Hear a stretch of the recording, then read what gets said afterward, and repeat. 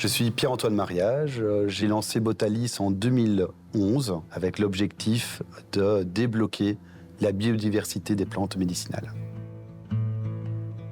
Lorsque j'ai créé la société en 2011, on était vraiment une toute petite structure et on a décidé de développer une technologie pour produire des plantes médicinales qui n'étaient pas possibles de sourcer sur le marché, car soit trop rares, soit devenant d'environnements complexes.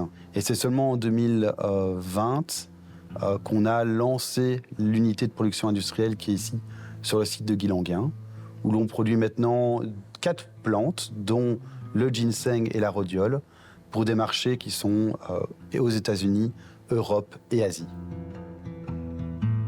Alors, les 10 premières années de Botalis ont été consacrées à développer une plateforme technologique de production de plantes. Et on a réussi à faire, grâce à cette technologie, un des meilleurs ginseng au monde, qui correspond à un ginseng sauvage de 20 ans d'âge. On le réalise ici, on le cultive ici, avec notre technologie qu'on appelle agriculture biomimétique, et qui nous permet de reproduire ce qui se passe dans l'environnement. Et donc maintenant, on vient d'ouvrir depuis 2 ans une plateforme de développement de nouvelles plantes pour, avec nos partenaires, développer les plantes de demain, une sorte de haute couture botanique, où nos partenaires peuvent choisir la plante, mais choisir aussi l'application de cette plante. Et l'idée est de pouvoir, avec eux, développer la plante et après être leur producteur et leur fournisseur principal de cette plante pour leurs futures applications. On a aussi la chance d'avoir une alchimie entre les différentes équipes, différents membres de Botalis, ce qui fait qu'on travaille tous sur un projet commun qui a une mission, et cette mission, c'est vraiment de pouvoir débloquer cette biodiversité des plantes pour la santé humaine, mais aussi pour éviter qu'on aille détruire les environnements en allant la récolter dans les environnements sauvages. On se dit bien sûr que la meilleure façon de ne pas toucher l'environnement, c'est de ne pas y aller.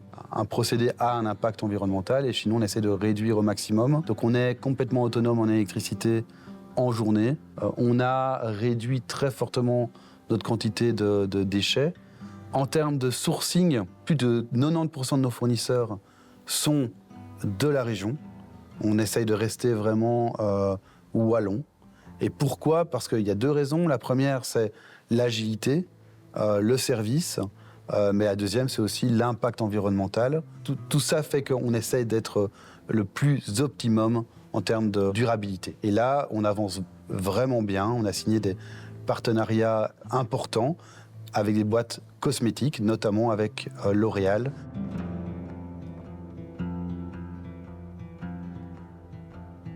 À l'heure actuelle, nous sommes 33 personnes et nous cherchons à recruter encore certains postes très spécifiques. On aime prendre le temps de recruter et de recruter les bons profils, surtout en termes de soft skills, parce que dans une entreprise comme la nôtre, l'adaptation est clé, l'apprentissage est clé, mais par contre, il faut pouvoir coller avec la manière de travailler qui est une scale-up industrielle.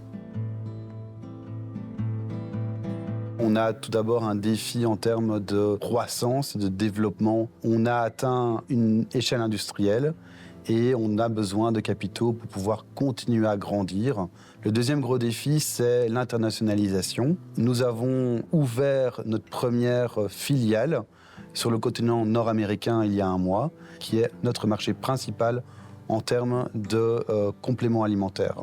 Et on va continuer à collaborer étroitement avec Wallonie Entreprendre et la WEX pour cette expansion sur le continent nord-américain qui, stratégiquement, est clé dans notre développement.